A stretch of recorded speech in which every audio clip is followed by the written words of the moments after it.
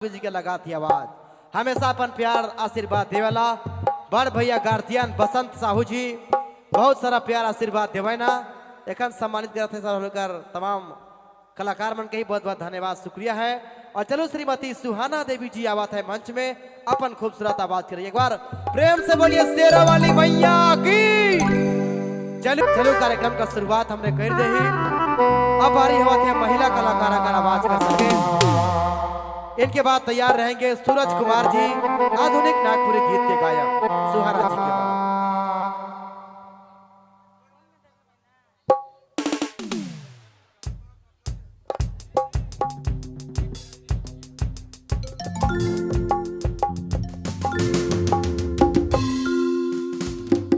माफी चाहूंगा थोड़ा सा के लिए।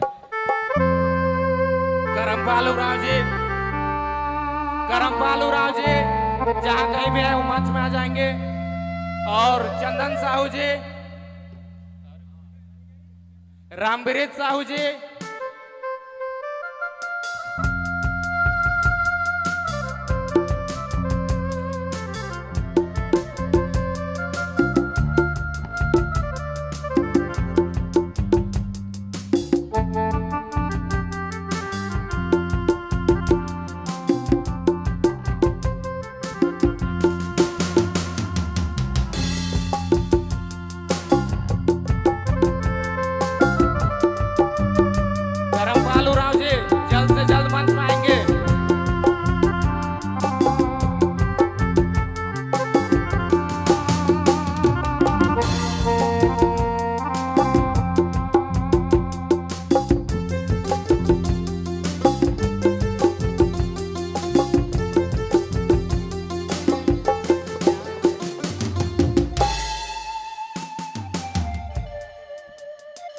आगे सुहाना जी।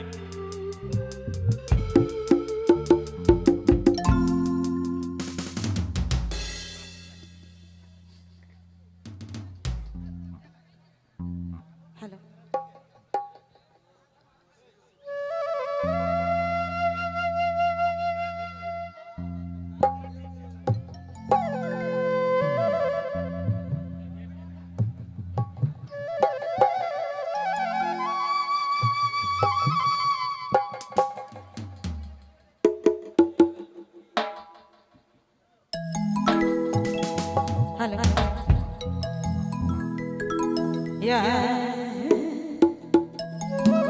जेते भी ई मेला में आवा संगीत प्रेमी भाई बहन और माय बहन सबसे तहे दिल से प्रणाम है।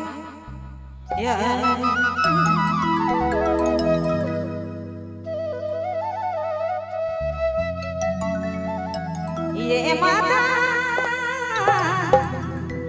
नहीं जाने हम जाके विधाने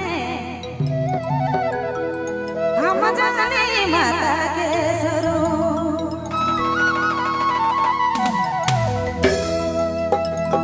ए माता नहीं जाने हम